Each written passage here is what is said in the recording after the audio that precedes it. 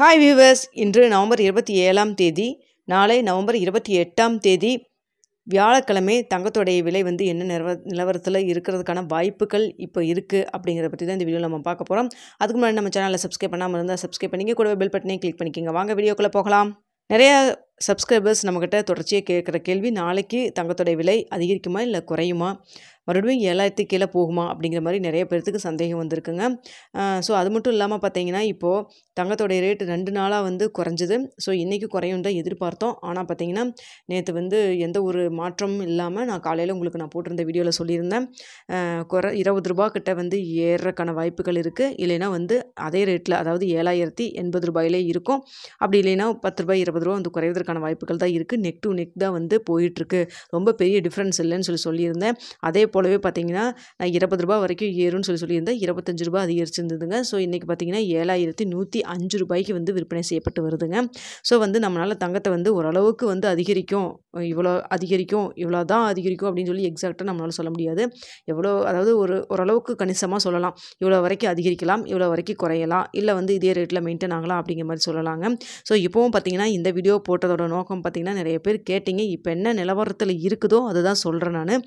So தங்கத்தை ரேட்டை பொறுத்த வரைக்கும் நான் திரும்ப திரும்ப சொல்கிறது தாங்க, கடைசியாக இருக்கக்கூடிய ஒரு இப்போ 10 மணிக்கு நம்மளுக்கு அப்டேட் ஆகுதுன்னா, கடைசியாக 9:30 மணிக்கு கூட நம்மளுக்கு மாறுவதற்கான வாய்ப்புகள் இருக்குது. கடைசி நேரத்தில் கூட உங்களுக்கு சேஞ்ச் ஆகிறதுக்கான வாய்ப்புகள் இருக்குது. அதனால் பார்த்திங்கன்னா, இப்போ என்ன நிலவரத்தில் இருக்குது அப்படிங்கிறது மட்டும்தான் ஒரு செய்தியாக சொல்கிறேன். இதை வச்சு நீங்கள் இன்வெஸ்ட் பண்ணவோ இல்லை தங்கம் வாங்குறதுக்கோ முடிவு பண்ணுறதுனா நீங்கள் யோசித்து முடிவு பண்ணிக்கிங்க. நான் செய்தியாக மட்டும்தான் சொல்கிறேன்.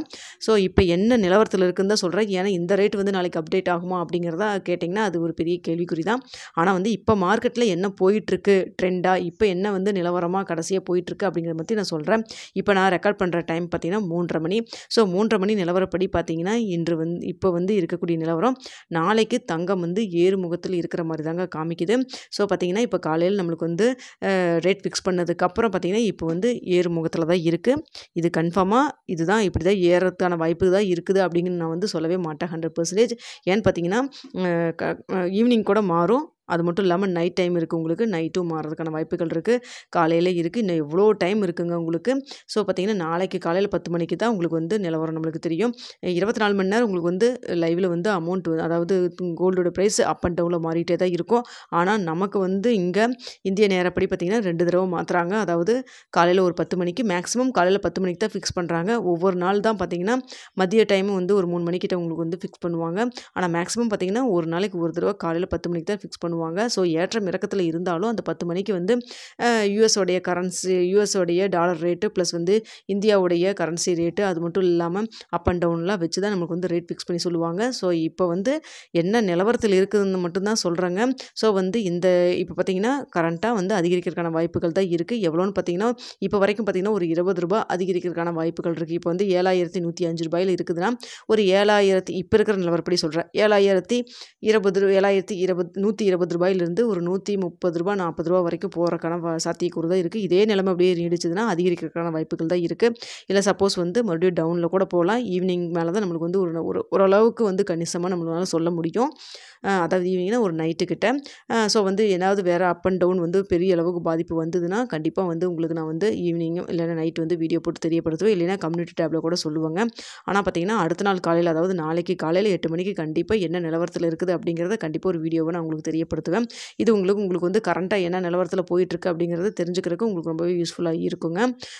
இந்த கடைசியாக 2 நாள் ஏன் இவ்வளோ தூரம் இறக்கமாக இருந்தது, கோல்டு ரேட் குறைஞ்சது அப்படின்னு சொல்லி பார்த்தீங்கன்னா, இஸ்ரேல் ஹிஸ்புல்லா நாட்டுக்கிடையே போர் பதற்றம் குறைஞ்சிருக்கு. அது மட்டும் இல்லாமல் பார்த்தீங்கன்னா, போர் நிறுத்துவதற்கான பேச்சுவார்த்தையெல்லாம் போயிட்டுருக்கு அப்படிங்கிற காரணத்தினால குறைஞ்சது அப்படிங்கிற மாதிரி இதுவும் ஒரு காரணமாக தான் சொல்கிறாங்க. இது மட்டும் காரணம் கிடையாதுங்க.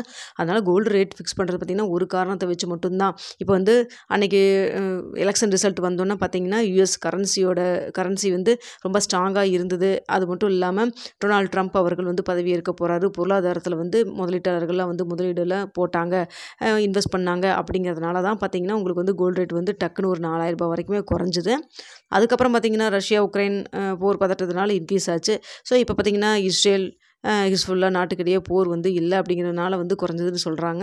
ஸோ இப்படி பல காரணங்கள் இருக்கிறதுனால தான் தங்கத்தோடைய ரேட் வந்து அப் அண்ட் டவுனில் இருக்குது. இருந்தாலுமே பார்த்தீங்கன்னா கோல்டு ரேட் முன்னாடி மாதிரி ஒரே நிலையாக, அதாவது ஒரு ₹10 ₹20 முன்ன பின்ன ஏறுறது இறங்க அப்படி இல்லாமல் டக்குன்னு ₹1000 ஏறுது, டக்குன்னு ₹1000 இறங்குது, இது மாதிரி தான் போயிட்டுருக்குதுங்க. ஸோ இப்போ இருக்கிற நிலவரப்படி பார்த்தீங்கன்னா இப்போ நான் 3:30 மணிக்கு நான் ரெக்கார்ட் பண்ணுறேன். இப்போ இருக்கிற நிலவரம் மட்டும் தான் சொல்கிறேன். இதே ரேட்டு தான் நாளைக்கு வந்து வருமா அப்படிங்கிறது கண்டிப்பாக கிடையாதுங்க. கண்டிப்பாக வந்து அதாவது அதிகரிக்கவும் செய்யலாம், குறைவதற்கான வாய்ப்புகள் தான் இருக்கா. நிறைய பேர் என்ன இப்போ இருக்குது, குறையுமா ஏறுமா நாளைக்கு என்ன ரேட்டில் வரும் அப்படின்னு சொல்லி கேட்டதுனால வந்து நான் உங்களுக்கு இந்த வீடியோ நான் போட்டிருக்கேன். அது மட்டும் இல்லாமல் பார்த்தீங்கன்னா நாளைக்கு இந்த ரேட்டு தான் வரும் அப்படிங்கிறது நம்ம முன்னாடியே வந்து ஒரு நாளைக்கு முன்னாடியெல்லாம் நம்மளால சொல்லவே முடியாது. அது மட்டும் இல்லாமல் பார்த்தீங்கன்னா மறுபடியும் குறைவதற்கான வாய்ப்புகள் இருக்குதா அப்படின்னு சொல்லியும் நிறைய பேர் கேட்டிருந்தீங்க. ₹7000 கீழே போகிறதுக்கான சான்சஸ் இருந்தது. சொல்லப்போனால் பார்த்தீங்கன்னா நேற்று எல்லா சர்வதேச நிலவரப்படி பார்த்தீங்கன்னா எல்லா பக்கமே 3% கிட்ட குறைஞ்சிருக்கு. நம்மளுக்கு அந்தளவுக்கு வந்து குறையவே இல்லை. நம்மளுக்கு ₹7080 நின்றுக்குச்சு. ஸோ அந்தளவுக்கு 3% குறைஞ்சதுன்னா கண்டிப்பாக 7000 கீழவே போயிருந்திருக்கும். ஆனால் அந்தளவுக்கு போகலைங்க.